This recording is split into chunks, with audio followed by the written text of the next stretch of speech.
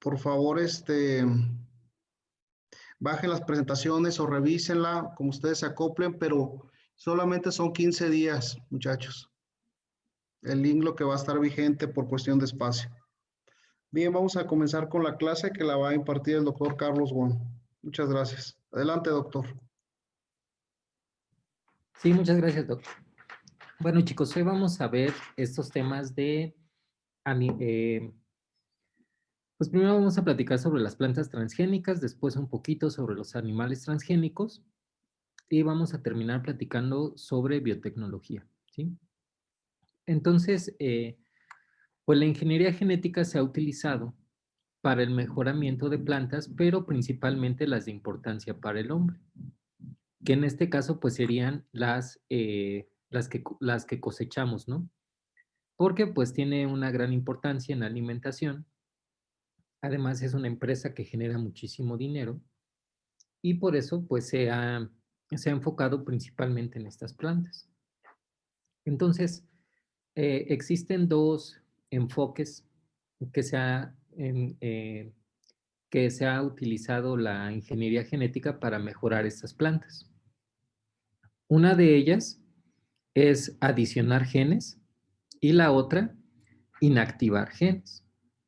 Entonces, como su nombre lo indica, en este caso de adición de genes, pues vamos a emplear la tecnología de la clonación para adicionar uno o más genes a la planta.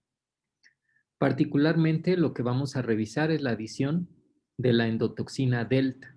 No sé si alguien ha escuchado hablar de la endotoxina delta. ¿Para qué beneficios tiene utilizar plantas que expresen esta toxina? Y si no la han escuchado, pues más o menos se podrán imaginar. ¿Para qué les puede servir que una planta exprese esta toxina? Quizá para matar plagas. Para matar plagas. Ajá. Vamos a ver el ejemplo del gusano barrenador, que como está por dentro de la planta, por más insecticidas que ustedes utilicen, pues no les sirve de nada. Entonces, pues las plantas que expresan esta endotoxina, pues se hacen resistentes a dicho gusano. Otro ejemplo que también vamos a ver y que ha sido bastante controversial es el uso de este herbicida glifosato. No sé si alguien ha escuchado hablar del glifosato. Bueno, el glifosato es un herbicida que desarrolló la compañía Monsanto. Y de hecho, pues muchos dicen que el glifosato es lo que convirtió a Monsanto en lo que es ahora. Se ha utilizado muchísimo.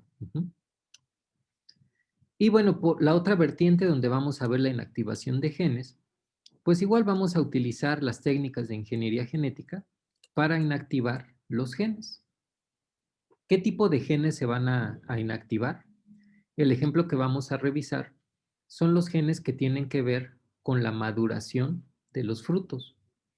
Ahora, ¿por qué es importante esto? Al final de cuentas, la mayor parte de los frutos se venden en supermercados, ¿no?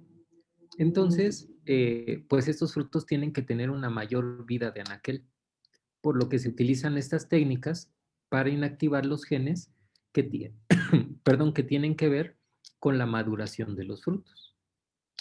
Ahora, ustedes ya llevaron alguna materia donde revisaron mucho sobre las plantas, ¿no? ¿Cómo se llama esa materia que llevan? Fitopatología. Fitopatología. Entonces, en sus clases de fito, ¿qué agentes vieron que pueden afectar a las plantas? Virus, nemátodos, Virus, nemátodos, ¿qué otra cosa? bacterias. Bacterias, un montón de cosas, ¿no? Afectan a las plantas. Tenemos, como su compañera mencionaba, los virus, las bacterias, hongos, animales, pero lo principal que afecta a las cosechas son los insectos. Aquí tenemos algunos ejemplos de estos gusanos que pues están en el interior de las plantas o de los frutos, lo cual pues consiste, pues es un reto bastante fuerte, ¿no? Porque ninguno de los insecticidas que existen pues actúan adentro de la planta. Entonces, para combatir a los insectos desde hace muchos años, pues se desarrollaron los insecticidas, ¿no? Se utilizan principalmente los organofosfatos y los piretroides. Y pues a continuación vamos a ver cuáles deberían de ser las características de un insecticida ideal. Se supone que tienen que ser de amplio espectro. Eliminan otros. Lo malo de que los insecticidas sean de amplio espectro es que eliminan otros insectos de interés. Por ejemplo, ustedes saben que las abejas son muy importantes para la polinización de las plantas, pero pues estos insecticidas también las eliminan. Muchos de estos insecticidas, pues evidentemente son tóxicos para el hombre, también para los animales, y pues estos insecticidas desafortunadamente no afectan a los insectos que están dentro de la planta.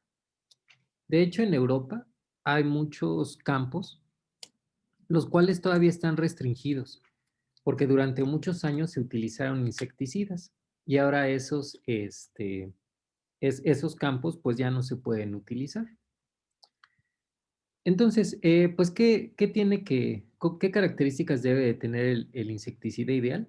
Como habíamos mencionado, pues solamente afectar al insecto problema. No debemos de afectar otros insectos que nos beneficien. No debe de ser tóxico, debe de ser biodegradable. Actualmente los estándares de cuánto puede durar un insecticida en el campo tiene que ser menor a 5 días. Ajá, entonces se tiene que degradar bastante rápido. No solamente basta con proteger la superficie de la planta, porque acuérdense que pues hay algunos insectos que están dentro de la planta. Entonces, pues desde el punto de vista de la biología molecular, empezó a llamar la atención algunas bacterias que pues hacen que los insectos se mueran, ¿no? Hay algunos insectos que comen bacterias. Vamos a aceptar a esa compañera. Por ejemplo, esta bacteria Bacillus thuringiensis es una bacteria del suelo y en su interior, cuando la empezaron a estudiar, pues encontraron que tenía unos cristales muy grandes, ¿no? Estos cristales están formados por grandes cantidades de la endotoxina delta. Entonces, cuando los insectos se comen a las bacterias, pues resulta que se mueren. ¿Por qué? Porque están comiendo grandes cantidades de esta endotoxina. Entonces, pues esta endotoxina es la que ha llamado la atención, sobre todo desde el punto de vista de la biología molecular, para poder hacer plantas transgénicas que expresen esta toxina y por lo tanto, pues sean resistentes a insectos como el gusano barrenador. Entonces, pues esta toxina, como quedamos, la expresa el Bacillus. Aquí tenemos más o menos cómo están los genes. Tiene su promotor, su terminador. Pero, pues acuérdense que lo que a nosotros nos interesa es el gen de la endotoxina. Entonces, esta endotoxina se empieza a transcribir. Posteriormente se traduce en una proteína bastante grande, pero está inactiva. Ajá. La toxina dentro de la bacteria está inactiva. Y pues se forman los cristales, ¿no? Cuando el insecto se come a la bacteria, pues empieza a digerirlas y esa digestión que sufre la toxina en el insecto hace que se forme la toxina activa. Entonces, esta toxina básicamente lo que va a hacer es dañar las células epiteliales del intestino del insecto. ¿Qué ocurre en el intestino, chicos? ¿Qué parte de la digestión ocurre en el intestino?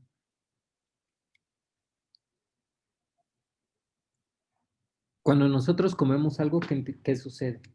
Absorción de nutrientes. Ajá, es donde vamos a llevar a cabo la absorción de los nutrientes.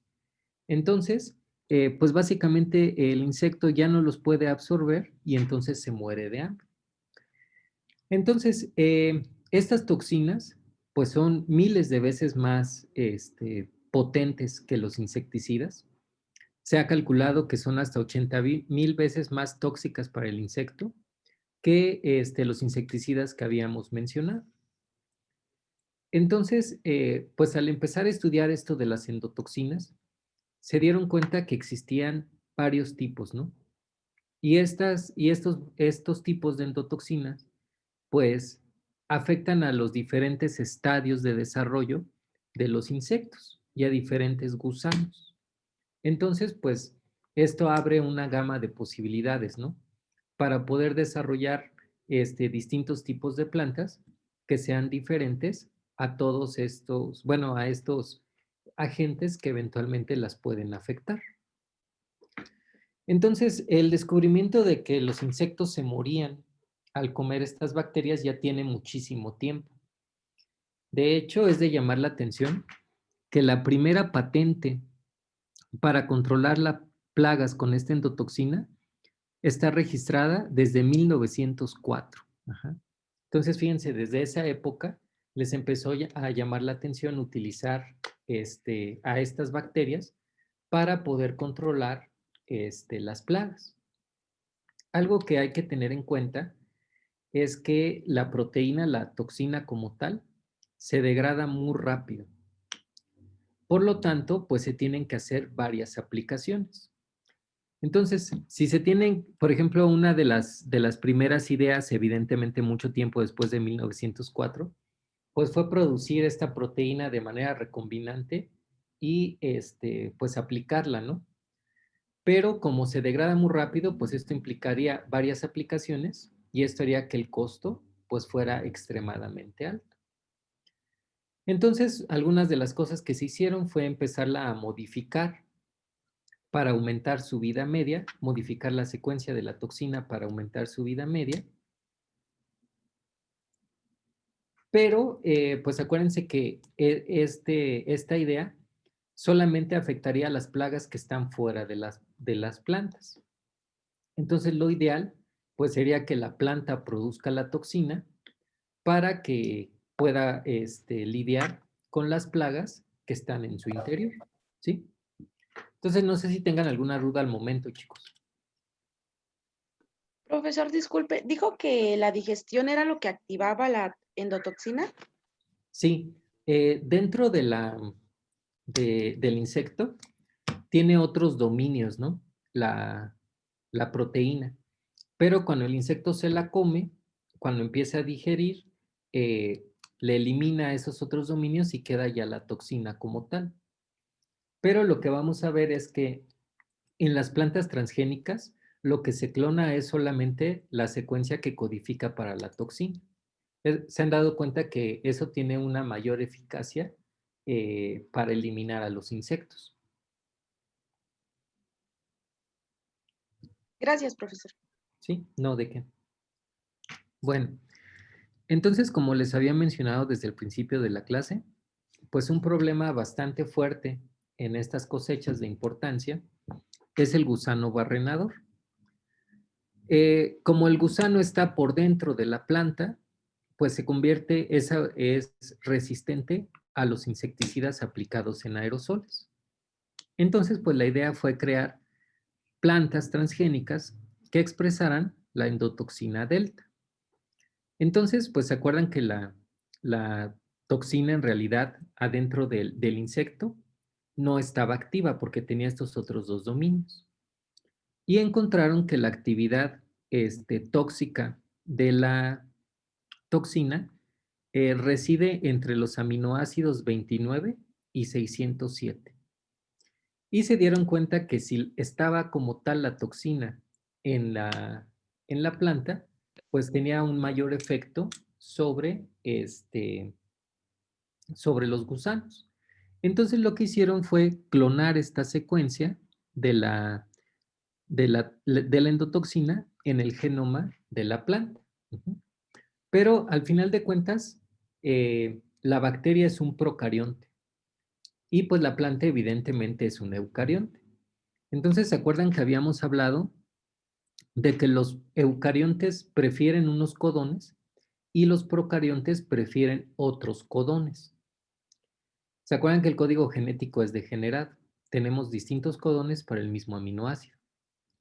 Pero resulta que algunos codones están presentes solamente en el procarionte y otros codones están presentes solamente en el eucarionte. Entonces, si ustedes quieren expresar una proteína de procarionte en un eucarionte, tienen que tomar en cuenta esta compatibilidad de codones, porque si no, pues no se va a poder expresar de manera correcta la proteína. Entonces, una vez que ustedes toman en cuenta eso, pues hacen los cambios necesarios en la secuencia de DNA que va a codificar para esta toxina y entonces, pues ya lo van a poder colocar en el vector para posteriormente realizar la transfección de la planta. Ahora, ¿qué nos conviene transfectar? ¿Embriones de plantas o ya la planta adulta? ¿Y por qué?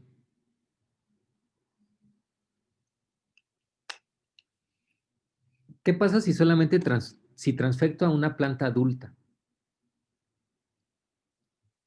Es Puede ser decir, afectado ya desde antes. puede ser afectado desde antes, pero si ustedes transfectan, digamos, ¿se acuerdan que para transfectar plantas se utilizaba la biobalística? Entonces, una planta adulta, pues digamos que ustedes pueden transfectar, por ejemplo, algunas hojas, pero pues entonces la toxina se expresaría en las hojas, pero en el tallo de la planta no.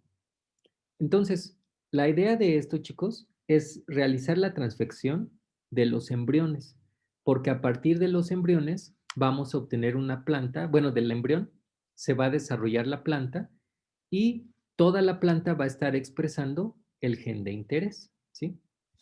Entonces, lo que se hace es que a los embriones se hace la transfección con los genes que codifican para esta endotoxina y pues posteriormente a partir de estos embriones se desarrollan las plantas. Ahora, si el vector tiene, codifica para la resistencia en un antibiótico, pues ustedes pueden seleccionar, bueno, solamente van a poder crecer los embriones que recibieron el vector. Pero si su vector no tiene esos genes que codifican para resistencia, ¿cómo podrían saber qué planta recibió el transgen y qué planta no recibió el transgen? Antes de retarla al gusano, ¿qué podrían hacer?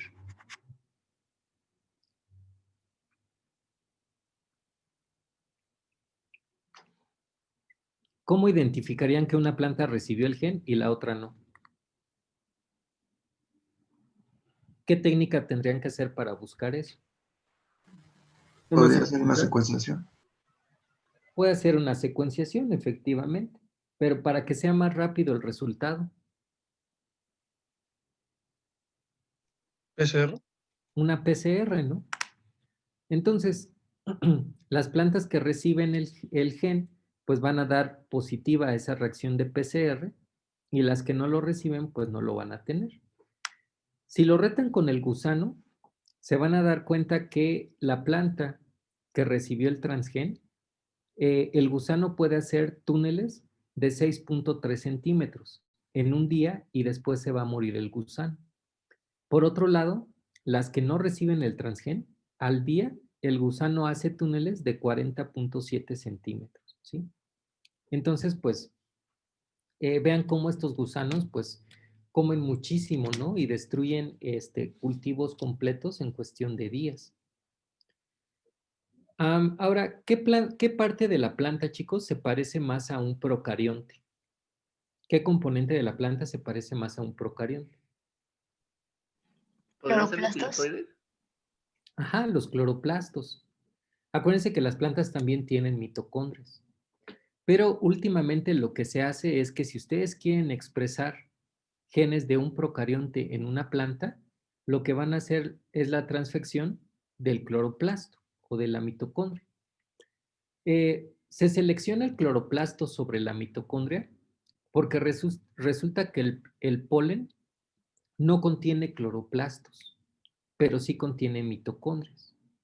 Entonces, acuérdense que uno de los miedos que se tienen de las plantas transgénicas es que la planta transgénica pase su transgen a la planta silvestre. Entonces, si ustedes colocan ese transgen en el polen, pues entonces, perdón, en el cloroplasto, el polen no tiene cloroplastos. Entonces, no corre el riesgo de que fuera a fertilizar a una planta silvestre, ¿sí? Entonces, se coloca el transgen actualmente en los cloroplastos. Respecto a la diapositiva anterior, ¿qué ventaja tendría clonar el transgen en el cloroplasto en vez del DNA nuclear? Sobre todo que este gen pues viene de un procarionte.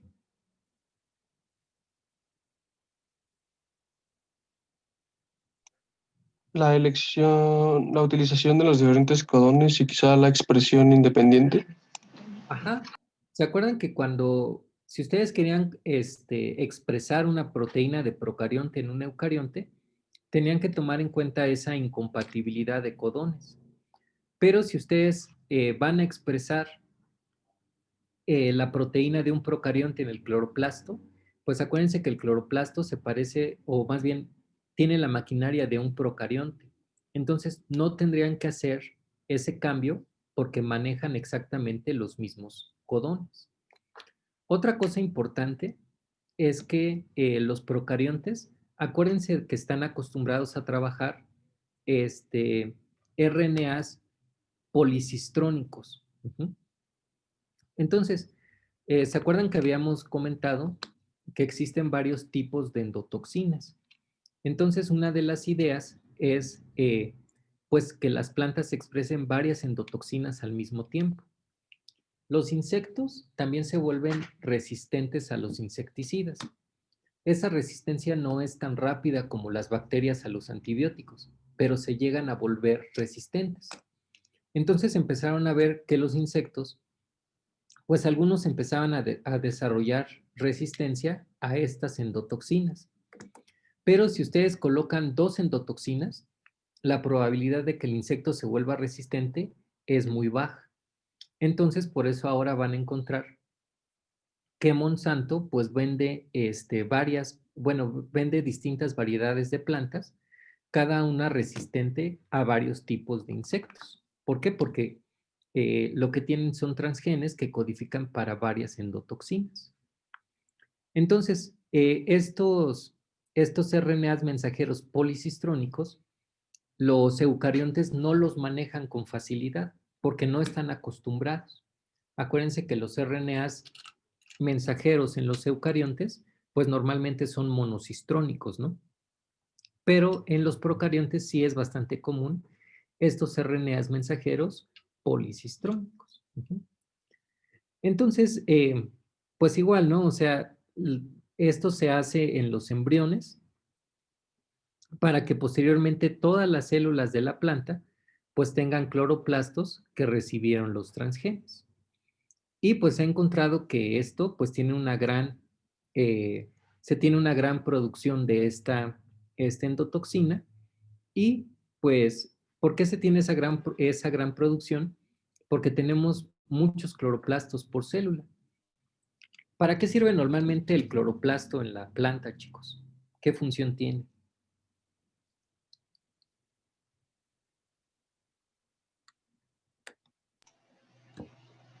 Fotosíntesis, fijación de carbono. Sí, participa en la fotosíntesis, ¿no? Entonces, por eso las plantas, sobre todo en sus hojas, pues tienen una gran cantidad de cloroplastos. Entonces, en este caso, pues las hojas de la planta de tabaco son las de importancia, ¿no? Porque a partir de ellas hacen los cigarros, los habanos, etcétera, etcétera.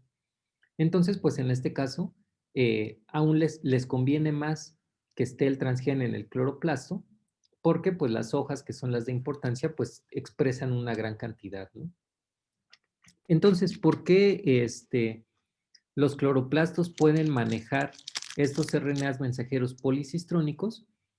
Porque acuérdense que también tienen muchas proteínas chaperonas que permiten procesar estos mensajeros policistrónicos, ¿sí? Entonces, ¿alguna duda aquí, chicos? ¿No? No, no. Bueno, entonces, pues acuérdense que ahora para desarrollar todo esto hay muchos comités de ética que supervisan los proyectos. Entonces, pues ya habíamos mencionado que algunos insectos se vuelven resistentes, ¿no? A estas toxinas. Entonces, para evitar que el insecto se vuelva resistente a la toxina, también lo que se ha intentado hacer es que las toxinas se expresen dependiendo del del ciclo de vida de la planta o de la etapa en la que se encuentre la planta. Por ejemplo, digamos que el insecto afecta a las flores, solamente a las flores de la planta o a los frutos. Entonces, los genes pues van a estar bajo los promotores que controlan la floración o la producción de frutos de la planta. Entonces, de esa manera, la toxina pues no se va a estar expresando de manera constitutiva en la planta, sino solamente se va a expresar cuando vaya a ocurrir la floración o cuando se estén produciendo los frutos. Y como habíamos comentado, pues a veces conviene colocar dos toxinas para que pues no se genere esa resistencia, ¿no? Pero como les comentaba, pues los comités de ética, pues no están de acuerdo en que se elimine por completo la población de insectos. Entonces, cuando se realizan estos cultivos de plantas transgénicas, pues se pide que entre esas plantas transgénicas se coloquen plantas silvestres, de tal manera que la planta silvestre sirva de refugio para los insectos, ¿sí? Entonces, pues les digo, cuando se hacen los cultivos de estas plantas, intercalados, pues también va a haber plantas silvestres que además de servir de refugio para los insectos, pues las muestrean, las analizan para saber si se modifican, bueno, si están recibiendo el transgen, que pues actualmente, después de muchos estudios, no se ha encontrado. Y bueno, el otro ejemplo que íbamos a comentar es el del glifosato. Entonces, bueno, les comentaba que el glifosato lo desarrolla Monsanto. Aquí tienen ustedes su fórmula. Es irrelevante que se la aprendan, evidentemente. Pero, pues durante muchos años lo que mencionaba Monsanto es que no es tóxico para insectos y animales. Pero, pues recientemente algunos estudios han demostrado que afecta un poco a las abejas. No las mata, pero aparentemente afecta la orientación de las abejas. Entonces, este insecticida, pues es bastante biodegradable. En 5 días ya no van a tener rastro de este insecticida. Y bueno, este insecticida, este herbicida es bastante común en Estados Unidos. Lo venden en tiendas que venden plantas, por ejemplo, en el Home Depot. En el Home Depot de Estados Unidos, pues ustedes pueden comprar una gran cantidad de plantas de ornato que son resistentes al glifosato. Entonces ustedes las colocan en sus jardineras y pues posteriormente adicionan glifosato. Entonces el glifosato va a hacer que no crezcan pastos, que no crezcan otras plantas, que no crezcan tréboles, etcétera, etcétera. Entonces van a tener muy limpias sus jardineras. Ajá. ¿Qué es lo que hace el glifosato? Resulta que la planta tiene que producir este tipo de aminoácidos. ¿Qué característica tienen en común el triptófano, la tirosina y la fenilalanina? ¿Son aminoácidos qué? Aromáticos. Aromáticos, ajá. Entonces la planta utiliza el chiquimate y el fosfonol piruvato para producir este compuesto que es enol pirubil chiquimate 3-fosfato. Estas son las preguntas del examen, ¿eh? Entonces, ¿qué es lo que hace el glifosato? El glifosato inhibe a la enol pirubil chiquimate 3-fosfato sintasa. Entonces, al inhibir esta enzima, la planta no puede producir aminoácidos aromáticos. Por lo tanto, la planta muere, ¿sí? Entonces, lo que quiero que recuerden es que el glifosato impide que la planta produzca sus aminoácidos aromáticos, por lo tanto, pues la planta muere, ¿sí? Entonces, este es el mecanismo que utiliza Monsanto para pues, eliminar plantas que ustedes no quieran en su jardinera. Entonces, las primeras versiones de plantas transgénicas resistentes al glifosato, lo que hicieron es que estas plantas expresaran hasta 80 veces más la enzima que inhibe el glifosato. Posteriormente se encontró que esta cepa de Agrobacterium tiene una enzima que es resistente al glifosato. Entonces lo que se hizo fue colocar esta enzima en las plantas. Entonces, por más glifosato que coloquen, pues esta enzima no se va a inhibir. ¿Y se acuerdan qué vector utilizábamos para poder transfectar a las plantas? ¿Cómo se llama ese vector que usamos para meter información a las plantas? Que produce Agrobacterium. Sí, TI, El plásmido T. El plásmido TI, que se acuerdan que es TI es de Tumor Inducing, ¿sí? Entonces, algo malo, bueno, les comentaba que estas plantas las desarrolla Monsanto, las nombra Roundup Ready Crops, y pues Monsanto empieza a obtener muchas ganancias de esto. Entonces yo no sé ustedes qué opinión tengan de Monsanto, pero a nivel mundial es una de las empresas que pues mejor trata a sus trabajadores. Entonces mucha gente pues quiere trabajar en Monsanto, ¿no? Que además pues vean cómo es una empresa que va a la alza, ¿no? Mucho más a la alza que el índice Dow Jones, que es el que pues de alguna manera monitorea cómo van las finanzas de los americanos, ¿no? Pero vean cómo está bastante plano, no crece prácticamente, pero Monsanto pues sigue creciendo y creciendo y creciendo, ¿no?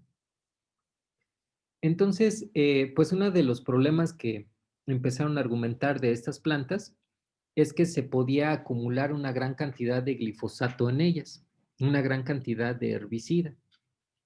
Entonces, pues ahora la tercera versión de estas plantas traen enzimas que permiten eliminar al glifosato acumulado, ¿sí? Entonces, pues estas plantas de ornato se venden mucho en Estados Unidos y pues todo esto es desarrollo de Monsanto. Entonces, no sé si tengan alguna duda al momento, chicos.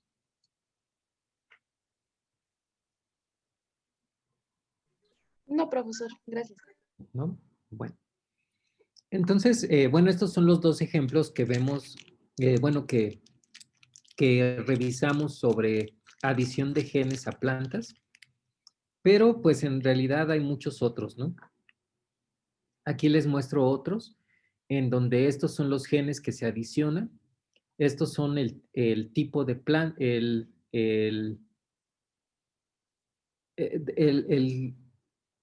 aquí lo que estamos viendo es la característica que le confiere.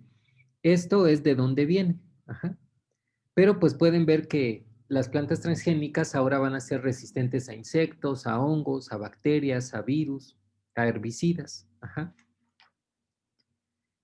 Y bueno, la otra estrategia que nos toca revisar en este caso, pues es cómo evitar que se expresen genes. Ajá. Entonces, para evitar que se expresen genes, lo que se ha utilizado en este caso es utilizar RNAs antisentido. Uh-huh.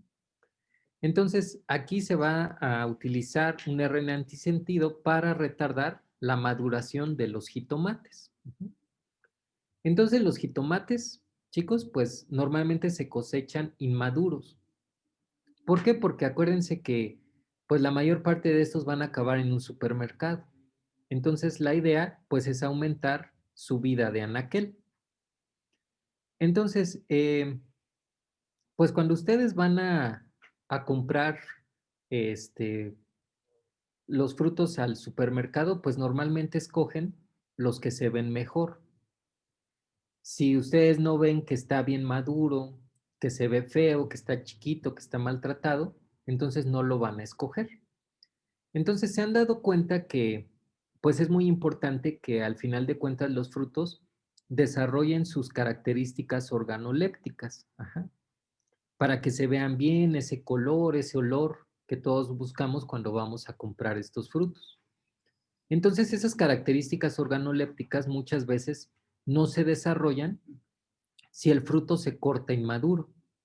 Entonces, si el fruto se corta inmaduro, no se desarrollan las características organolépticas, por lo tanto, el consumidor no va a comprar ese producto. Entonces, particularmente para el jitomate, de que florea hasta que se tiene el fruto maduro, pasan 8 semanas. Y los genes que están relacionados con esas características organolépticas, que es el color, sabor, etcétera, etcétera, se empiezan a expresar a las 6 semanas. Esto en parte porque se están coexpresando con esta enzima, que es la poligalacturonasa. ¿Qué hace esta enzima? Pues es la responsable de que el fruto se empiece a ablandar. Porque acuérdense que, pues al final de cuentas, las semillas de la planta están adentro del fruto. Entonces, pues eventualmente esa semilla tiene que salir del fruto.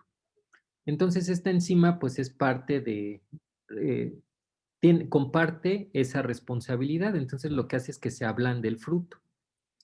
Entonces, pues nuevamente se utiliza en este caso el plásmido TI para colocar una secuencia que codifica para un RNA antisentido a esta enzima.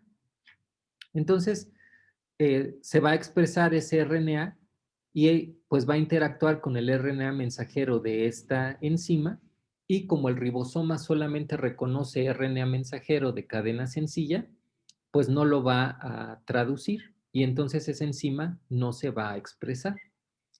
Por lo tanto, lo que va a ocurrir es que vamos a retrasar el ablandamiento de los jitomates. Por lo tanto, pues vamos a aumentar su vida de anaquel, ¿sí? Entonces, lo que se hace es que pues se coloca este RNA mensajero que evita que pues los jitomates empiecen a ablandar y pues aumentamos la vida de anaquel de estos jitomates. Otra cosa que se ha encontrado es que el etileno activa los genes de maduración en la mayoría de los frutos. Entonces, el etileno se produce en la planta porque a partir de esta adenosilmetionina, esta enzima ACC sintasa va a generar el 1-aminociclopropano, 1-ácido carboxílico, alias ACC. Entonces, a partir de este ACC se va a producir el etileno. Entonces, lo que se hace es que se genera un RNA antisentido que bloquea la expresión de la ACC sintasa. Entonces, ya no se produce el etileno y el jitomate no madura. Pero, ¿ustedes comprarían un jitomate inmaduro? No. No. Y aunque lo compren, pues no va a madurar. Entonces, ¿qué hacen en los Walmarts de Estados Unidos cuando compran estos jitomates? Se cosechan inmaduros, se transportan a la tienda y adentro de la tienda se van a meter en una cámara y se van a rociar con etileno. Y de esta manera ustedes garantizan que el proceso de maduración empieza hasta que los frutos están en la tienda. Y eso pues evidentemente va a aumentar muchísimo su vida de anaquel. Y bueno, estos jitomates les pusieron Endless Summer. Y bueno, aquí les mostramos otros blancos que se han inhibido de genes que se inhiben en las plantas transgénicas. Ajá. Ahora, ¿qué han escuchado ustedes que la gente tiene miedo de las plantas transgénicas? ¿Qué miedo hay respecto a las plantas transgénicas? ¿O nunca han Que- escuchado? Sí, que van a afectar sus genes de ellos, o sea, por consumir el alimento. Van a crear tal vez algún tipo de mutación en ellos. Ajá. De hecho, Greenpeace, pues en un tiempo sacó una campaña que decían que no compraras plantas transgénicas porque tenían DNA, ¿no?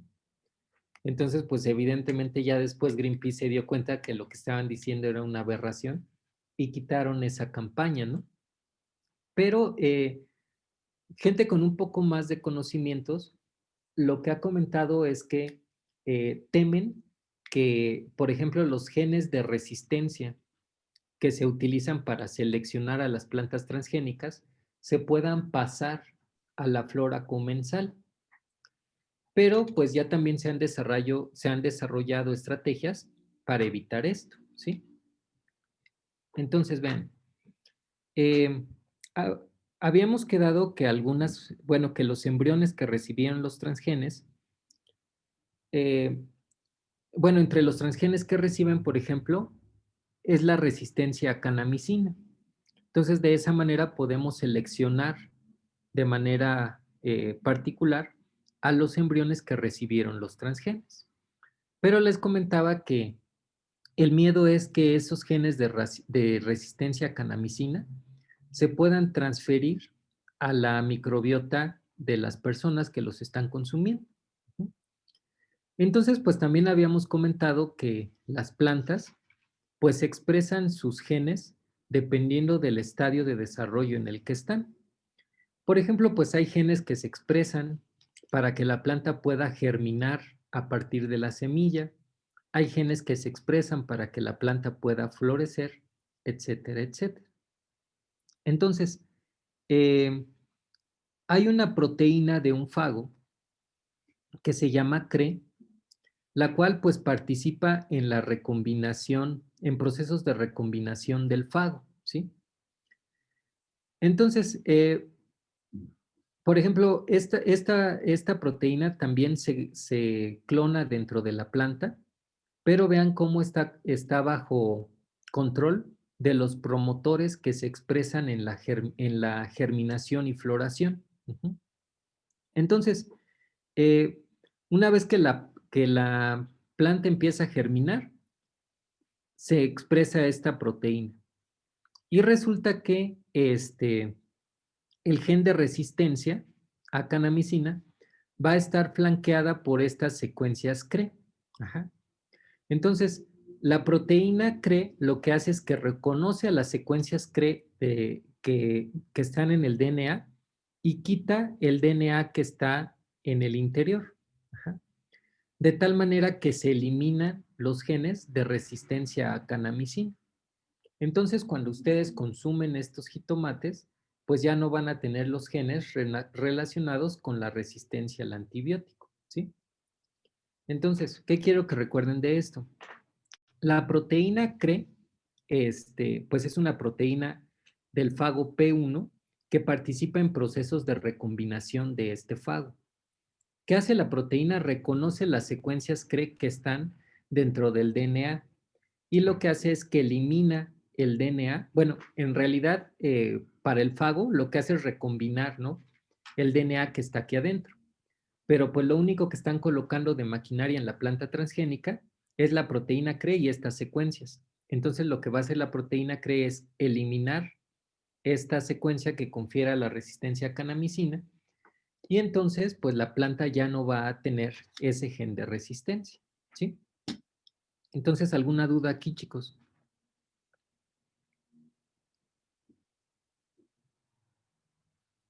No, profe. ¿No?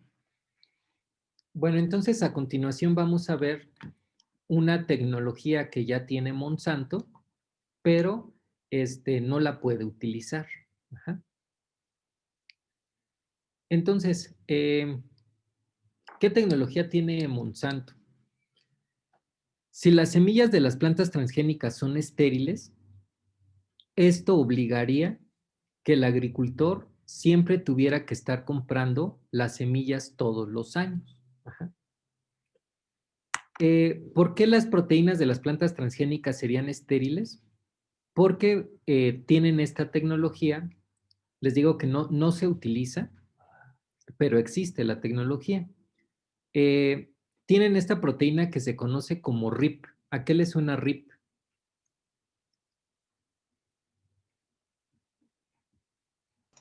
Muerte. Descansa en paz. Ajá, a muerte. Esta proteína RIP viene, bueno, sus iniciales son proteína inactivadora del ribosoma. Ujú. Lo que hace esta proteína es que degrada el RNA ribosomal. Y ustedes están de acuerdo que si una célula no tiene ribosomas, pues se muere. ¿Mm? Entonces, la proteína RIP se pone bajo control de un promotor que solamente se activa durante la embriogénesis, es decir, cuando se va a formar la semilla, porque Monsanto pues les tiene que vender una semilla que no sea estéril. Ajá. Entonces, cuando ocurre la embriogénesis, se expresa la proteína RIP. Entonces, bueno, o sea, a ustedes siembran su semilla, eventualmente esa planta crece y ya que crece y va a generar la siguiente semilla, pues entonces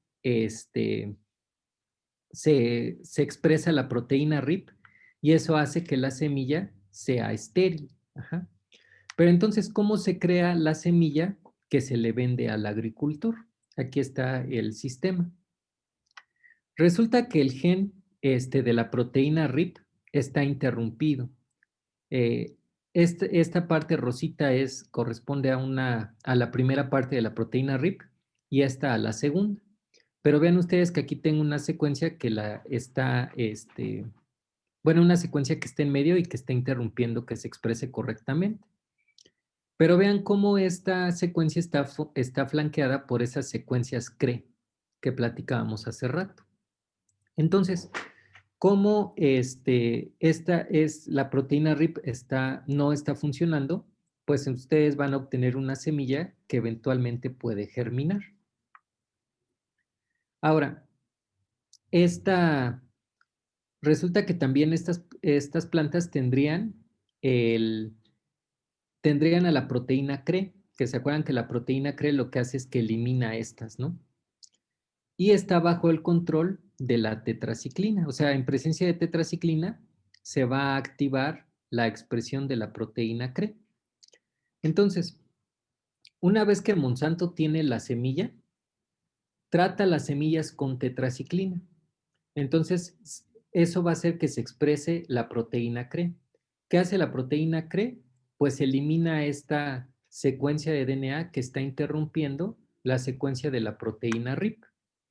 Y entonces, pues ahora ya quitan esto y cuando ocurre la embriogénesis, es decir, cuando la planta va a volver a formar la semilla, pues entonces se va a expresar la proteína RIP y va a matar a la semilla.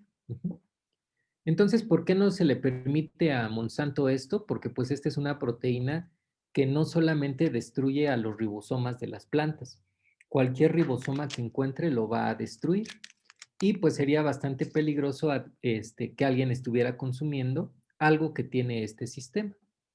Entonces, Monsanto tiene esta tecnología, pero pues no les permiten utilizarla. Entonces, pues acuérdense que la semilla original pues tiene esta secuencia interrumpida de la proteína RIP. Posteriormente se trata con tetraciclina para que se exprese la proteína CRE y la proteína CRE quita este pedacito de DNA que está interrumpiendo a la proteína RIP. Y cuando ustedes, quisieran utilizar la semilla, pues resulta que la semilla es estéril, ¿no? Ahora, lo que hace Monsanto, como no le permiten utilizar esta tecnología, es que pues hace contratos a largo plazo, ¿no? Si ustedes van a comprarle a Monsanto, pues el contrato es de 5 o 10 años, ¿no? De esa manera, pues ustedes van a estar comprando los productos de Monsanto, ¿sí? Entonces, no sé si tengan alguna duda aquí, chicos, No. ¿no? Bueno, entonces ahora vamos a platicar un poquito de los animales transgénicos. Entonces, pues aquí vamos a retomar algo que vieron en las primeras clases del curso sobre cómo se llevó a cabo la clonación de la oveja Dolly, que pues en su momento el doctor González les comentó que había sido clonada por estos dos investigadores en Escocia, por Ian Wilnut y Kate Campbell. Entonces, pues, aquí están unas imágenes del artículo donde pues hablan del procedimiento que utilizaron para poder hacer la clonación de Dolly. Y pues resulta que este procedimiento se conoce como transferencia nuclear de células somáticas. Y pues aquí vamos a ver por qué también se dice que Dolly tuvo 3 mamás. Aquí, bueno, de una oveja sacaron la célula somática. De esta célula somática se extrajo el núcleo. De otra oveja, bueno, la oveja aquí, la primera oveja es de color blanco, esta oveja es de color café. De esta sacaron el óvulo y le removieron el núcleo. Entonces, si se fijan, aquí tenemos un óvulo sin núcleo y aquí tenemos un núcleo, pero que viene de una célula somática. Ajá. Entonces, posteriormente se llevó a cabo la fusión de estos dos, se le dio un pulso eléctrico para que se empezara a dividir y posteriormente se implantó en una tercera ovejita que es de color negro. Y de esta ovejita de color negro, pues nació Dolly. ¿A cuál de las 3 ovejas es igual Dolly? ¿A la blanca? A la blanca, porque acuérdense que esta es la que dona el material genético. Ahora vean ustedes la estrategia. ¿Creen que sea muy complicada de realizar? No, Pues no se ve tan complicada, ¿no? ¿Creen que se puede utilizar en humanos? sí, Sí. El problema de esta estrategia es que es muy poco eficiente. Dolly es el clon 70 y tantos. Eso quiere decir que hubo muchos experimentos fallidos. Entonces, a pesar de que es una técnica, entre comillas, fácil de realizar, es una técnica poco eficiente. Ajá. Y bueno, aquí tenemos otras imágenes de Dolly. Dolly es una Fin Dorset y la parió esta ovejita que es una Scottish Blackface. Ahí aquí pues tenemos otra imagen de Dolly con los investigadores. Entonces, no recuerdo si en esa clase el doctor les mencionó por qué le pusieron Dolly a Dolly. ¿Por qué le pusieron Dolly a esta ovejita? No recuerdo. ¿No se acuerdan? Bueno, resulta que estos investigadores trabajaban en un instituto donde se estudia el cáncer de mama. Entonces, la célula somática que obtuvieron viene de una de las mamas, es una célula de la mama de la oveja. Entonces le preguntaron a Wilnut que por qué le habían puesto Dolly a esta oveja. Y él dijo que como la célula venía de una glándula mamaria, pues que él no podía pensar en otro par de glándulas mamarias que las de Dolly Parton. Para quien no conozca a Dolly Parton, ella es Dolly Parton. Y pues esa es la historia de por qué le pusieron Dolly a esta ovejita. ¿Creen que Dolly haya tenido descendencia o no, chicos? No. no, porque creo que se murió joven, ¿no? ¿Se murió joven? Pues resulta que Dolly sí tuvo descendencia. Miren, la primera vez tuvo una ovejita, la segunda 2 y la tercera 3 ovejitas. Hasta ahí están los nombres de las ovejitas que tuvo Dolly. Se supone que una Fin Dorset vive de 11 a 12 años y Dolly vivió solamente 6.5 años. Ajá. En realidad no pudieron saber cuánto iba a vivir de manera natural porque le hicieron eutanasia, porque tenía una artritis muy severa. Originalmente se había dicho que la ovejita de la cual tomaron la célula de la glándula mamaria ya tenía 6 años. Por lo tanto, Dolly solamente vivió otros 6 años. Ajá. Pero pues en realidad no lo pudieron saber porque murió, porque nuevamente le hicieron una eutanasia por la artritis que tenía. Cuando le hicieron una autopsia, reveló que tenía cáncer de pulmón. Sin embargo, ni la artritis ni el cáncer se atribuyen a problemas causados porque Dolly era un clon. Ya con estudios un poco más detallados, demostraron que aparentemente Dolly, el problema que tenía por ser un clon, es que hubo incompatibilidad con mitocondrias. ¿Se acuerdan que en la clase pasada comentábamos que todas las mitocondrias provienen de la mamá, o la mayor parte de las veces? Pero ¿se acuerdan que parte de las proteínas de la mitocondria, que participan en la cadena respiratoria, están codificadas en la mitocondria? Pero otra parte está codificada en el genoma de la célula. Entonces, cuando se lleva a cabo, se tiene que llevar a cabo una selección de mitocondrias para ver cuáles son las que trabajan mejor con las proteínas que están codificadas en el genoma de la célula. Como aquí no se hizo eso, pues ahí hubo cierta incompatibilidad con las mitocondrias de Dolly, ¿sí? Y bueno, pues esa fue la historia de Dolly. ¿Qué otros animales vamos a platicar ahorita? Pues los famosos knockouts, ¿no? ¿Qué es un ratón knockout, chicos? Bueno, aquí dice que nos sirve para estudiar la función de genes. Pero ¿cómo la estudiamos o qué significa knockout? ¿Dónde han escuchado esta palabra, knockout? Genes que están silenciados. Que están silenciados, ¿no? Que están noqueados literalmente. Entonces, bueno, creo que esto ya se los había mencionado.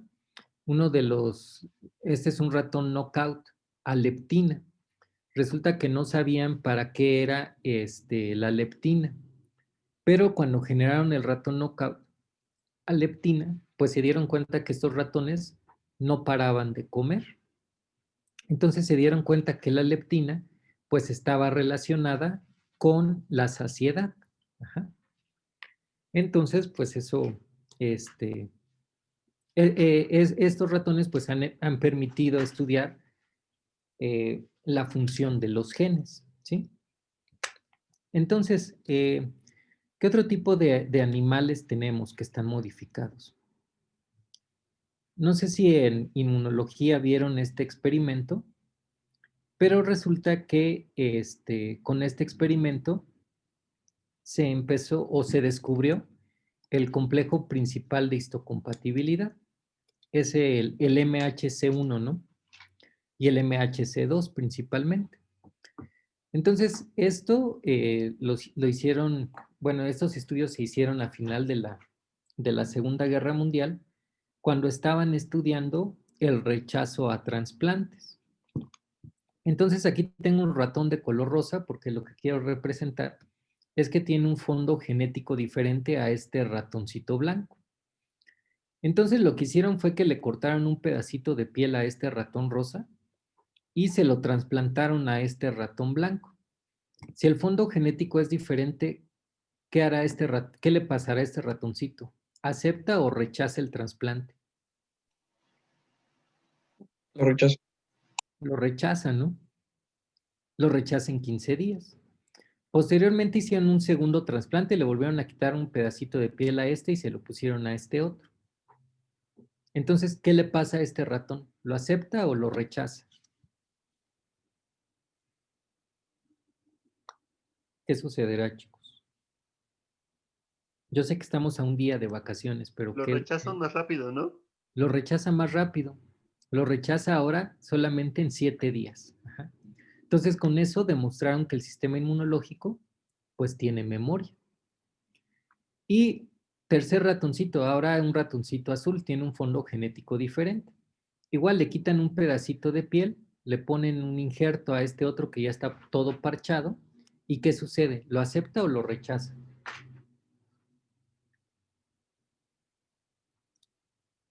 ¿Qué creen que haga, chicos? Lo mismo lo rechaza. Lo rechaza, pero ¿en cuánto tiempo? En los 15 En días. menos de 7 días.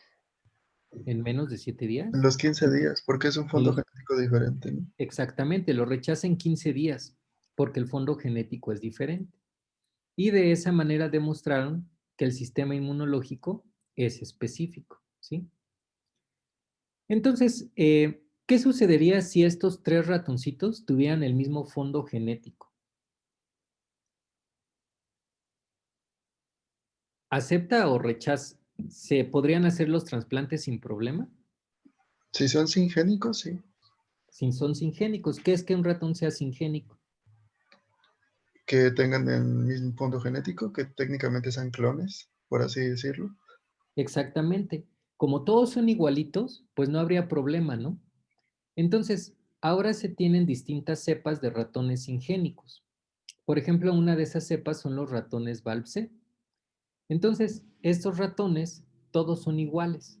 Por lo tanto, si ustedes hacen trasplantes entre ellos, ya sea de órganos o de células, pues no va a haber un rechazo entre de esas células o de esos órganos. Entonces existen ratones Valp-C, por ejemplo, que florecen en verde, otros que florecen en rojo y otros que no florecen. Entonces ustedes pueden pasar las células entre ellos y no las van a rechazar. Entonces, estos ratones se utilizan para poder estudiar cómo interactúan las células. Por ejemplo, este ratón no florece, pero si le meten células de este ratón, pues estas células van a florecer en color verde y estas otras en color rojo. Aquí se tienen que utilizar microscopios donde en vez de colocar en la platina un portaobjetos, se coloca directamente al ratón. Es decir, vamos a ver qué es lo que está sucediendo adentro del ratón. Entonces vean, por ejemplo, en esta imagen, pues aquí vemos cómo las células se están moviendo. A un ratón se le metieron las células de otro que florecen en color rojo y otras células que florecen en color verde. Son células del sistema inmunológico y lo que están viendo es cómo interaccionan adentro de los órganos linfóides. Entonces, pues eso les permite ver una gran cantidad de interacciones, ¿no? No sé si tengan alguna pregunta al momento, chicos. No. ¿No? Bueno, hay otros proyectos. Bueno, en este caso se están utilizando todas las células de un ratón, por ejemplo, expresan la proteína verde fluorescente, por lo tanto florecen en verde. Y todas las células del otro ratón expresan esta proteína, por lo tanto florecen en rojo. Pero se han desarrollado algunos ratones que tienen un sistema RGB.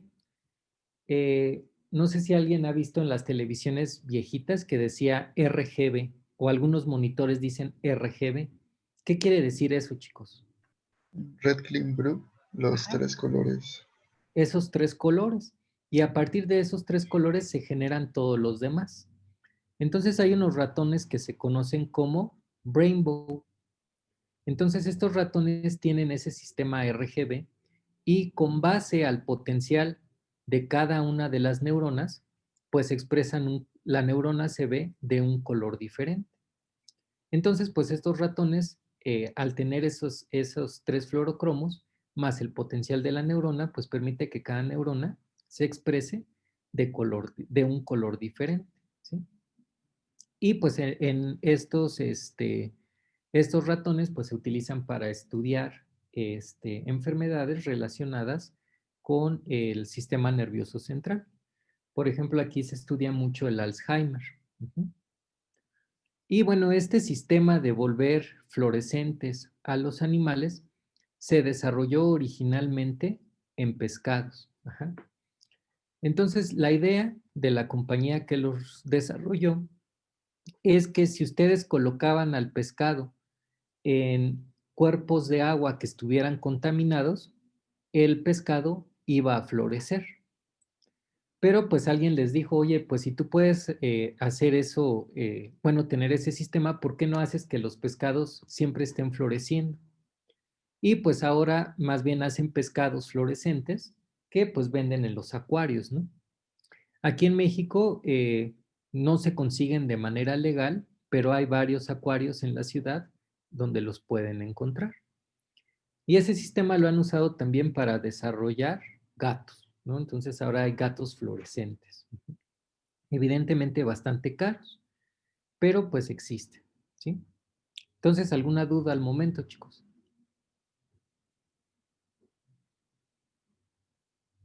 ¿No? No, profe. No, profe. Bueno, entonces hay muchas plantas transgénicas que están permitidas para el consumo humano, pero animales transgénicos permitidos para el consumo humano solamente hay uno. ¿Alguien ha escuchado cuál? ¿Cuál es el único animal aprobado transgénico para consumo humano?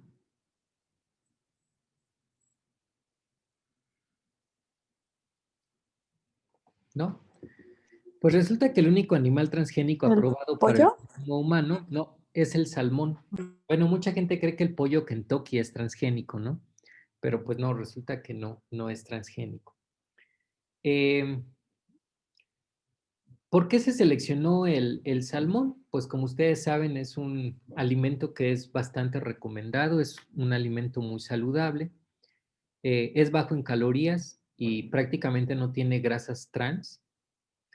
Es una fuente de proteínas, vitaminas y estos famosos ácidos omega 3.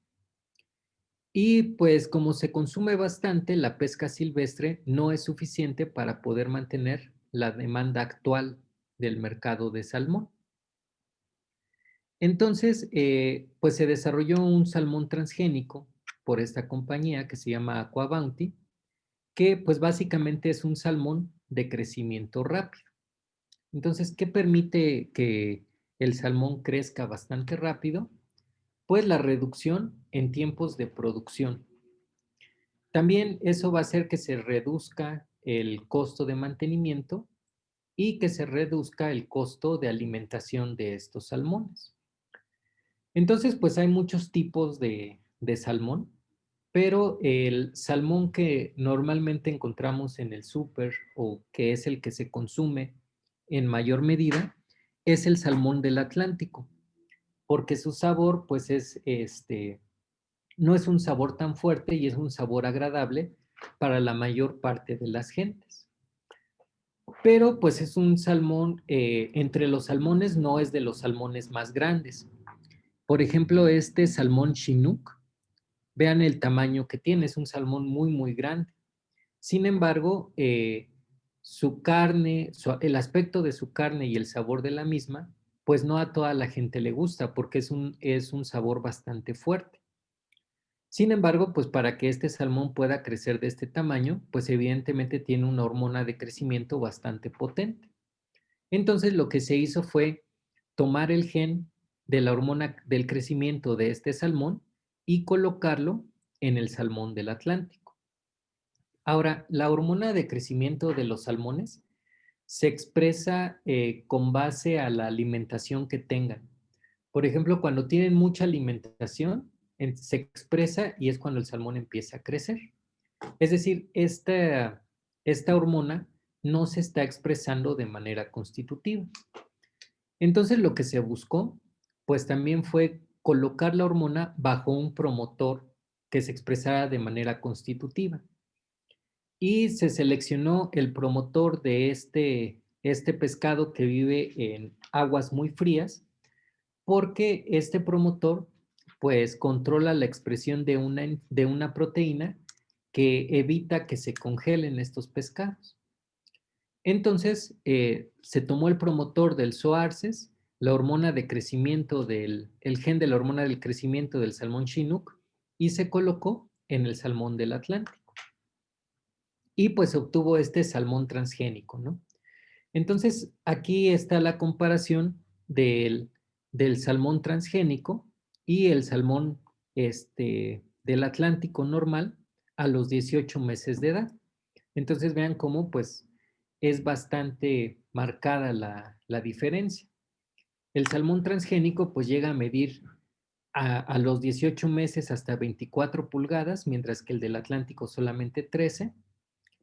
Pesa hasta 6.6 libras, mientras que el otro solo 2.8. Y esto es porque su hormona del crecimiento se está expresando de manera constitutiva. Y pues en el salmón del Atlántico, acuérdense que esto solamente se expresa bajo ciertos factores. Entonces, ¿qué saben de los salmones, chicos? ¿Son pescados de aguas frías o de aguas calientes? Fría. De aguas muy frías. Entonces, esta compañía es una compañía canadiense. Ajá. Pero la fábrica donde se producen estos salmones está en Panamá. Entonces, pues evidentemente en Canadá pues se tienen aguas muy frías, ¿no? Y en Panamá se tienen aguas bastante calientes. La idea es que si alguno de estos salmones llega a escapar de la fábrica donde se producen, pues no sobrevivirían, ajá, simplemente por la temperatura. Entonces, pues es uno de los controles que se tienen para evitar todo esto. Y pues este es el único animal transgénico que está autorizado para el consumo humano. No sé si tengan alguna duda de esto, chicos. No. ¿No? No, profesor. Bueno, entonces, pues ya nada más vamos a platicar un poquito sobre biotecnología, porque pues ya vimos varios ejemplos con esto de los anticuerpos recombinantes. ¿Se acuerdan que vimos que algunos anticuerpos, por ejemplo, eso último que platicamos de los anticuerpos de tiburón, que esos anticuerpos son tan pequeños y tan poco complejos que se pueden producir incluso en células procariontes? Bueno, pero antes de eso, pues vamos a hablar qué es la biotecnología, ¿sí? Entonces, la biotecnología, chicos, se refiere al uso de procesos biológicos en el desarrollo o manufactura de un producto. Evidentemente, pues esto nos va a permitir poder solventar problemas. La biotecnología es reciente, chicos, existe desde hace mucho. ¿Qué saben ustedes de ella, de la biotecnología como tal?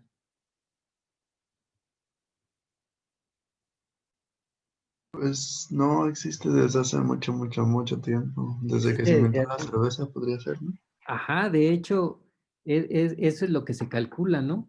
Que la biotecnología surge cuando se empezó a hacer la fermentación por levaduras para poder producir vino y cerveza. Y eso data desde hace 4000 años antes de Cristo. Entonces, de la biotecnología, pues ya tiene una buena historia, ¿no? Sin embargo, pues ahora a lo que nos toca hablar es de la biotecnología molecular. En la biotecnología molecular, pues ahí lo que vamos a utilizar son técnicas de biología molecular para poder elaborar o modificar productos. Y pues este es más reciente, ¿no? Porque acuérdense que la biotecnología surge en 1970. Pero pues ahora resulta que van a encontrar ustedes algunos productos como ¿no? Que si se fijan aquí, pues es una leche que no se produjo o que no proviene de algún animal, lo cual es, pues llama bastante la atención, ¿no? Entonces actualmente pues se utilizan microorganismos para poder producir una gran cantidad de compuestos. Eh, Por ejemplo, desde hace muchos años también se producen antibióticos, eh, también se producen enzimas. Por ejemplo, si se acuerdan de sus clases de bioquímica, en las prácticas de laboratorio utilizaban la enzima invertasa, ¿no? Y esa invertasa pues ahora se produce en Saccharomyces cerevisiae. Hay muchas otras cosas que se pueden producir. Desde hace muchos años, pues habíamos platicado que el alcohol, hay otros compuestos como el glicerol, el vinagre, que ahora se pueden producir en levaduras. Entonces, pues la idea es bastante sencilla, ¿no?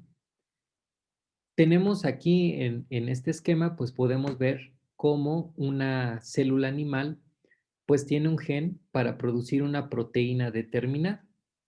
Pero pues ese gen ustedes lo pueden cortar y lo pueden clonar en un vector y ese vector lo van a meter en un procarionte para que el procarionte produzca la proteína.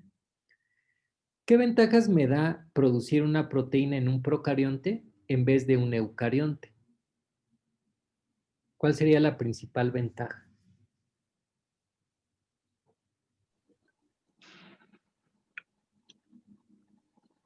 El tiempo. El tiempo, pero además, ¿qué le sale más barato? ¿Un cultivo de células eucariotas o un cultivo de procariotas? De procariotas. Un cultivo de procariotas, ¿no? Y además, como mencionas, pues estas se van a dividir mucho más rápido, ¿no? Vas a tener una mayor cantidad de procariotas que de eucariotas. Y si ustedes quieren producirlo en cantidades muy, muy grandes, pues les sale mucho más barato hacerlo en un procarionte. Entonces, pues con esta estrategia del DNA recombinante, donde vamos a colocar el DNA recombinante en los procariotas, pues se ha logrado que estos procariotas produzcan una gran cantidad de proteínas de interés. Una de las primeras, como vamos a ver a continuación, es la insulina. También se pueden producir interferones, citocinas, anticuerpos, un montón de cosas, ¿sí? De hecho, por ejemplo, aquí en esta lista les presentamos pues las proteínas recombinantes de uso terapéutico. Y como habíamos mencionado en su momento, pues vean cómo entre los primeros lugares tenemos anticuerpos monoclonales.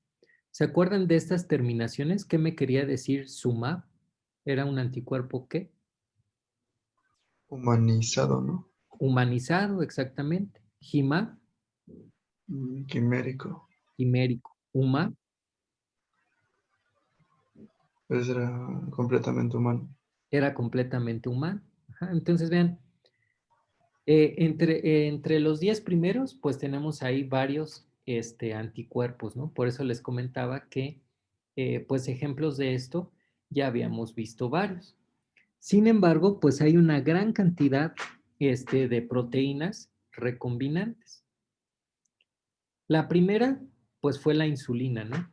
La insulina humana de manera recombinante se obtuvo desde 1983.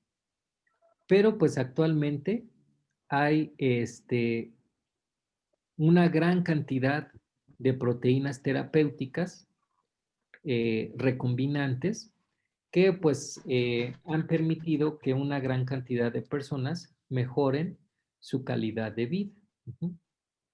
Entonces, ¿qué problemas creen ustedes que se pueda tener con estas proteínas terapéuticas? ¿Qué tienen que poseer para que sean aprobadas y se puedan utilizar de manera terapéutica? Que sean realmente análogas a lo que existe en el cuerpo. Ajá, para que no sean inmunogénicas, ¿verdad? Pero pues lo principal es que cumplan la función para la que fueran fabricadas, ¿no? Por ejemplo, que la insulina pues efectivamente haga su función en el cuerpo. Acuérdense que también tienen que ser seguras, es decir, que no vayan a traer otros contaminantes, que no vayan a generar más problemas. Y pues aquí entra todo esto de las fases clínicas, ¿no? Para el desarrollo de estas proteínas, sobre todo si se van a usar de manera terapéutica. Entonces, les mencionaba que una de las primeras, bueno, más bien la primera proteína recombinante que se generó fue la insulina. ¿Esto qué me permite tratar, chicos? Diabetes. La diabetes. Ajá. Entonces, ¿dónde se produce normalmente la insulina, chicos? Células En de- los islotes islotes. pancreáticos. Es específicamente en las células beta de los islotes de Langerhans, ¿no? Que están en el páncreas. ¿Qué función tiene? Actúa como transportador para la glucosa. Sí, permite que entre la glucosa a las células, ¿no? Y pues va a controlar el nivel de glucosa en la sangre. Y pues su mal funcionamiento genera la diabetes tipo 1 o diabetes mellitus. Entonces, antes de que existiera la insulina de manera recombinante, ¿qué se hacía para tratar a estos pacientes? Se llegó a utilizar la insulina del cerdo, ¿no? Ajá. Entonces, ¿se acuerdan que también la insulina fue la primer proteína de la cual se obtuvo la secuencia? ¿Se acuerdan que cuando Sanger diseña la secuenciación de las proteínas, la primera proteína que secuencia es la insulina? Y no fue de manera aleatoria que él decidiera que fuera la insulina. Desde hace muchos años, pues se conoce el problema de la diabetes. Entonces, si ustedes ven el registro de qué es de cómo qué proteínas son las que se fueron secuenciando, pues van a ver que se secuenció la insulina humana, pero también se secuenció la insulina de muchos otros animales. Se secuenció, por ejemplo, la insulina de la vaca, la insulina del cerdo, y pues se dieron cuenta que la más parecida a la insulina humana era la insulina del cerdo. Ajá. Entonces, por eso se empezó a tratar a los pacientes con insulina del cerdo. Ahora, por ejemplo, hay animales, por ejemplo, los ratones, su genoma se parece más al del humano. Por lo tanto, su insulina también se parece más. ¿Por qué no utilizar insulina de ratón?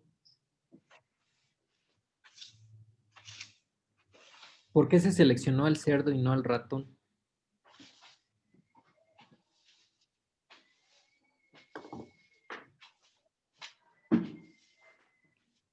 Si la otra se parece más, ¿por qué, chicos? Por el tipo de metabolismo. No. ¿Cómo es ¿La el cantidad? cerdo en tamaño respecto a los ratones? Es más grande, produce más. Mucho más grande, produce más. Imagínense de cuántos ratones tendrían que obtener insulina. O sea, ¿cuántos ratones tendrían que tener para obtener la insulina que obtienen de un solo cerdo? Entonces, por eso se seleccionó al cerdo. Ajá. Entonces, acuérdense que la insulina de estos animales, pues desafortunadamente no es exactamente igual la secuencia a la humana. Y pues en un principio era bastante difícil el proceso de purificación, ¿no? Y además, lo principal es que se les contaminaba fácilmente. Entonces, pues eventualmente se produjo la enzima recombinante. Aquí vamos a ver las características que, pues en su momento facilitaron la producción de la insulina como proteína recombinante. ¿Se acuerdan? ¿La insulina es una proteína grande o pequeñita? Gran- ¿Grande? gran- Resulta que es una de las proteínas más pequeñas. Para que se considere proteína, tienen que ser más de 50 aminoácidos. Y la insulina tiene 51. Ajá, entonces es una proteína bastante, bastante pequeña. Otra cosa importante es que no requiere modificaciones posttraduccionales. Ajá. Entonces, bueno, aquí en esta imagen vamos a ver cómo está la insulina. Aquí vamos a ver que tiene su promotor, tiene este fragmento B y A, que son realmente los que funcionan. Este fragmento C se va a cortar. Ajá. Entonces, pues esto se traduce primero de esta manera y después se lleva a cabo el corte. Ajá. Pero entonces se dieron cuenta que pues no era necesario producir este fragmento C. Con que se produjera el fragmento B y el fragmento A eran suficientes. Ajá. Entonces lo que se hizo fue que se sintetizaron los genes codificantes para el péptido A y para el péptido B, ajá, que sería este y este. Entonces, aquí tienen. Se construyeron 2 plásmidos recombinantes a base del PBR 322 y en uno de ellos se colocó el A y en otro de ellos se colocó el B. Ajá. Entonces, pues esto simplemente se coloca, con estos vectores se llevó a cabo la transformación de las bacterias y posteriormente las bacterias pues producen la cadena A y la cadena B. Posteriormente se purifican las proteínas y con eso ustedes lo que van a obtener es a la insulina recombinante. Ajá.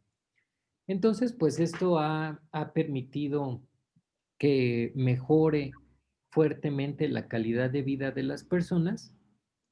Y bueno, no sé si alguno de ustedes es diabético o conoce a una persona diabética.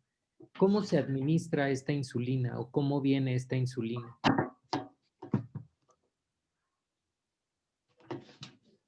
Se debe de inyectar. Se debe de inyectar. Pero ahora ya las compañías venden esta especie de pluma que ya contiene pues las dosis de insulina y cada clic es es la administración de una dosis. Entonces, pues ya también es bastante fácil y bastante sencillo de poder administrar. Ujú. Ahora, a partir de que se pudo administrar la insulina de manera recombinante, pues empezaron a surgir, se empezó a desarrollar la tecnología para poder tratar otras enfermedades. Por ejemplo, pues estas otras 2 hormonas, ¿no? ¿Para qué nos para qué nos sirven estas enzimas, chicos? La somatostatina y la somatotropina.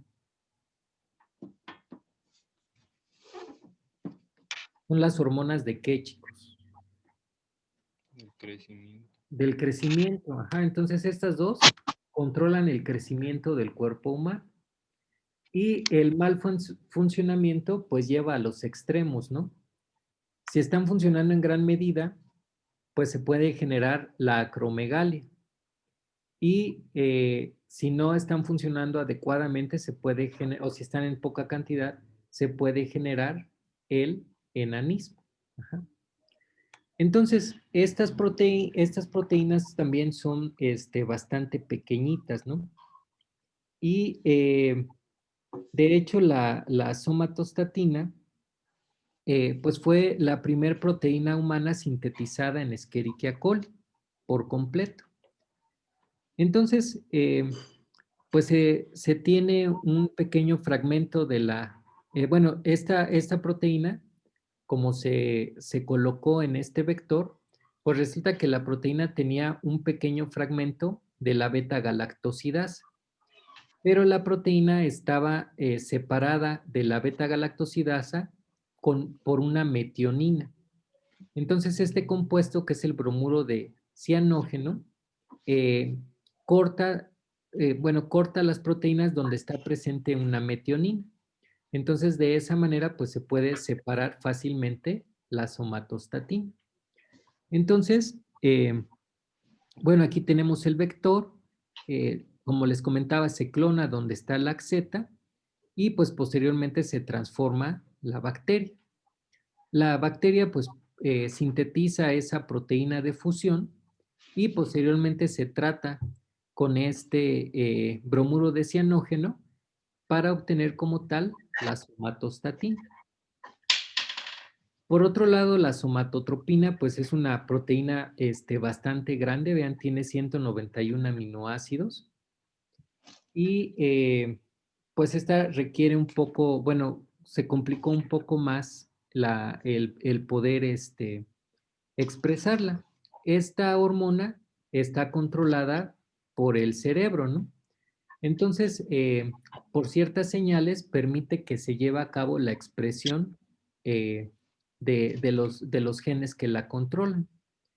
Entonces, pues a partir de este RNA se obtuvo el cDNA. Ajá. Entonces, pues igual con el cDNA se obtuvo la secuencia, o más bien se clonó para que se pudiera expresar. También se formó una proteína de fusión, pero entre la enzima de interés y el resto de la proteína, pues aquí tenemos un sitio de restricción. Entonces, pues permite que se lleve a cabo el corte para poder obtener como tal la proteína funcional. Entonces, existen muchos ejemplos, chicos, de proteínas que se utilizan de manera terapéutica. Otro de ellos es el factor de coagulación, que bueno, bueno, aquí está su nombre. Como su nombre lo indica, este factor, pues participa en la coagulación de la sangre. ¿Qué me generaría su deficiencia, chicos? ¿Qué enfermedades generan la deficiencia de este factor? Hemofilia.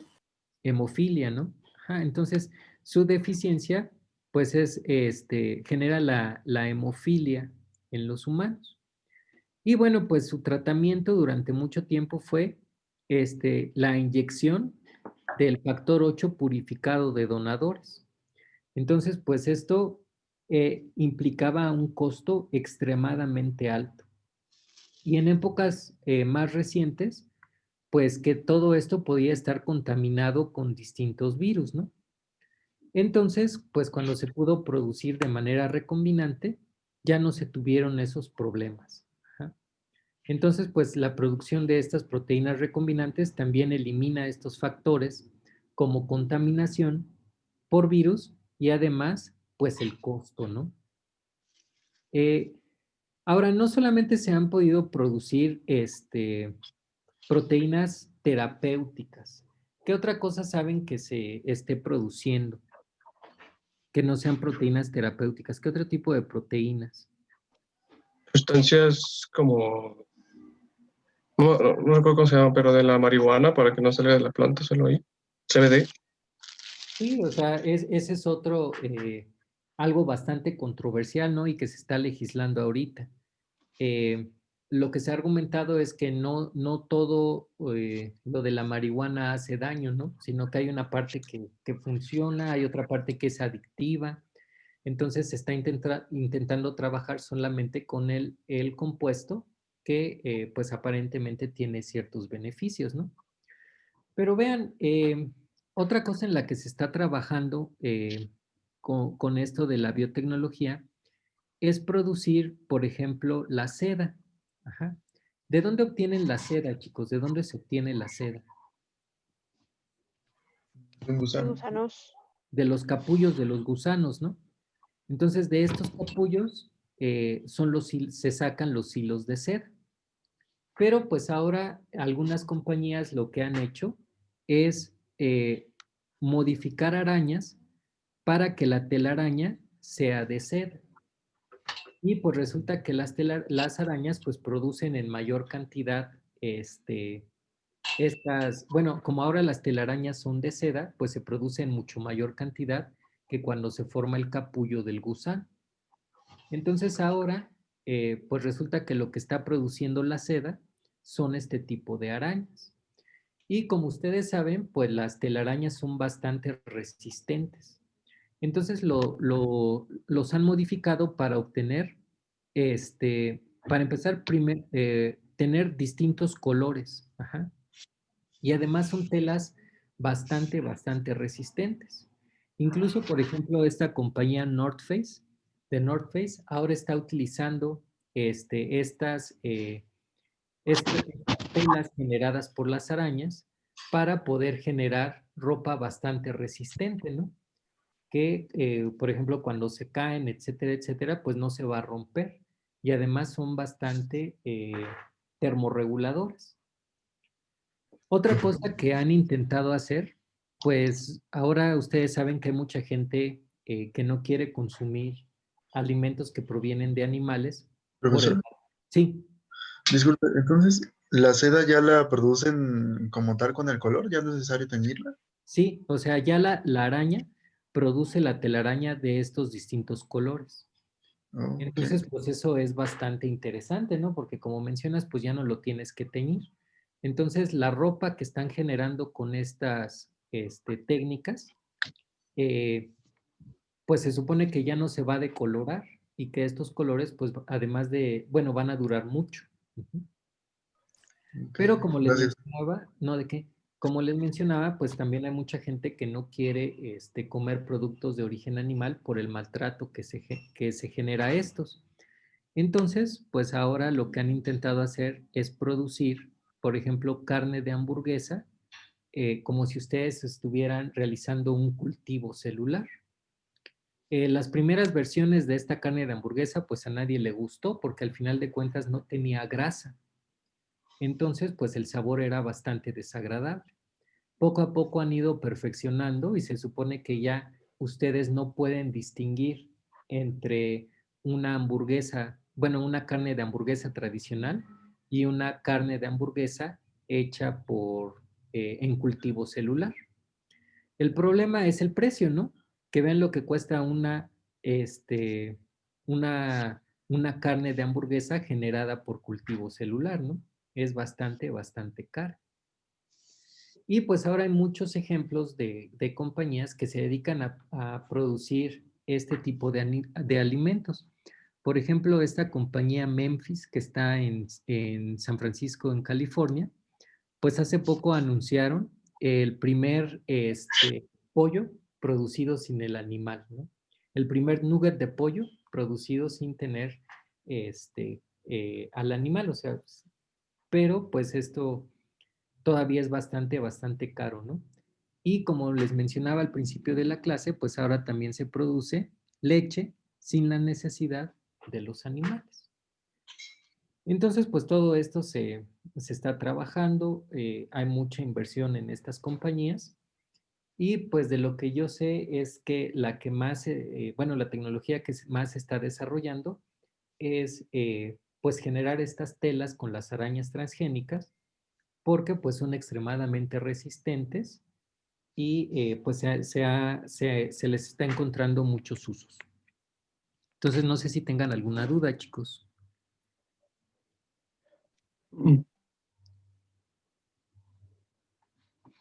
Yo una, por ejemplo, hay unas arañas, bueno, no sé cuánto dura una araña, ¿no? Pero ¿no se Ajá. ve afectado su ciclo de vida? A eso sí no te sabría decir. No, bueno, de lo que yo he leído, o sea, pues ahí te hablan más bien de la descripción de la araña, ¿no? Y lo que pues han visto es que prácticamente sus costumbres y todo esto no se modifica. Debe de venir lo del ciclo de vida, pero particularmente no le presté yo atención a eso. Pero, o sea, la araña sigue con sus hábitos, ¿no? Estas arañas que fueron seleccionadas, pues tienen la costumbre de hacer unas telarañas bastante, bastante grandes. Entonces, lo que hacen es que ponen a la araña para que haga su telaraña y después, pues simplemente la quitan a la araña y la ponen en otro lugar y vuelve a hacer la telaraña. Entonces, la pobre araña se la pasa toda su vida haciendo telarañas. Evidentemente, para que haga esto, pues le tienen que estar dando alimento, ¿no? Y las condiciones adecuadas para que pueda estar produciendo y produciendo la telaraña. Y pues estas telas son las que utilizan para poder hacer la ropa, ¿no? ¿Y tienen como su criadero o solamente, o sea, no Sí, o sea, pueden poner sí huevecillos? las producen como tal. Este, si se meten en la internet, aquí es una compañía japonesa que se llama Spiber. Ujú. Y ellos son los que producen las telas y ahí vienen los links con las distintas compañías que lo utilizan, ¿no? Bueno, de las compañías más famosas, o al menos que yo he visto que están aquí en México, es esa de North Face. Pero pues ahí les habla del proceso, ¿no? Que tienen con las arañas para poder producir las telas, Sí, gracias. ¿sí? Bueno, chicos, entonces pues eso sería todo por la clase de hoy. La siguiente clase ya sería regresando de vacaciones. Evidentemente el link se los mandamos ya que regresemos de vacaciones y pues esperamos que sigan bien todos y nos vemos regresando de vacaciones, chicos. Gracias. Vale, gracias. Gracias, Bueno, profesor. buenos días. Felices fiestas. A usted.